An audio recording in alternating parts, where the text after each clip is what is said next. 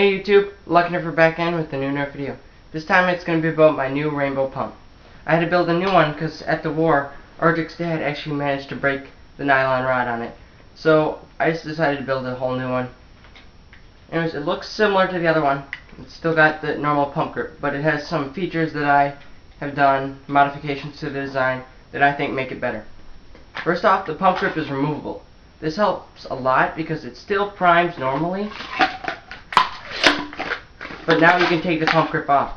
That allows you to get to all the screws in here, and if you want to remove the handle and stuff, it just is a lot easier for you to do that. Second, I got this idea and give credit to Venom for this, using just a little bit of clear PVC. This is 3.5 inches instead of the 15.25 inches that you would normally use. It's attached to this by 1-inch PVC is running through here with electrical tape and some packing tape, and then I just use some set screws to hold it in.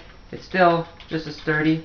It actually wiggles just a teeny bit, but it doesn't affect you firing it. That saves you a lot of money because clear PVC is 50 cents an inch.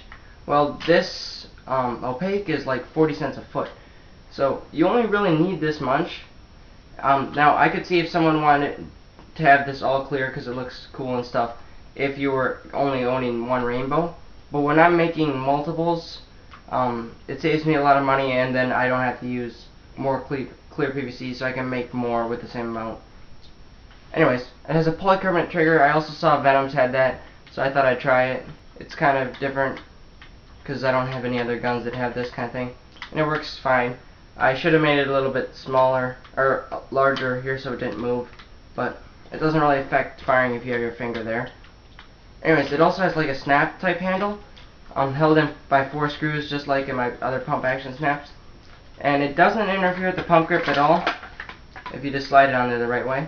And it's also very strong, and like I said, if you need to remove this for some reason, you want to take the gun apart, it's a lot easier than having to go, this is on my other one, you'd actually have to line up the holes and then manage to fit your screwdriver in there or your screw gun in there, and then it's just a lot harder. This is much easier. Another thing, since PVC is running through here, just like up here, you don't need an internal coupler. Now, the internal couplers, first off, are like $3 something, and that's just for attaching the stock, when you could just use 1-inch PVC. And the internal coupler does work good for the bushing, but this bushing works fine too because it's scooped in and still very airtight. Anyways, but it also saves you space. Normally an internal coupler is like 2 inches this way and 1 inch that way, so that's like 3 inches, while here it's maybe 1.5 inches. So it just cuts down the size of your blaster, which is always good for pump actions.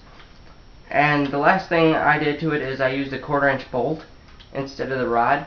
Now first off, the nylon rod here is actually threaded, so you can take the bolt out for when you take apart the gun, which is good.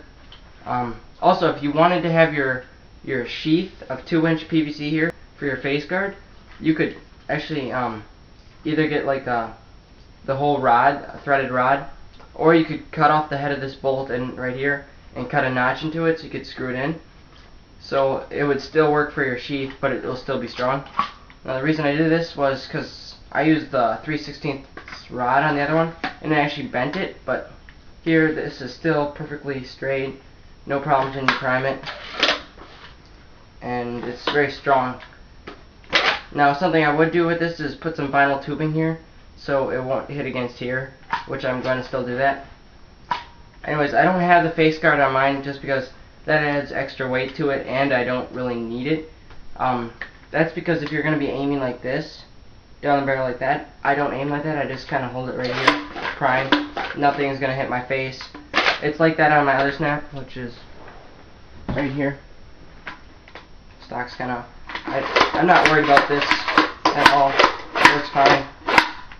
Anyways, that just kind of show you, it's kind of modeled after this. If you see, this one's pump grip is removable, this one is too.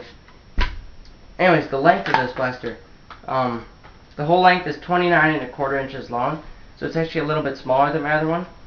And if you wanted to, you could of course use a foregrip like this, which would cut down on length, but once you get past this point, it doesn't really matter as much because your hopper is going to be going there.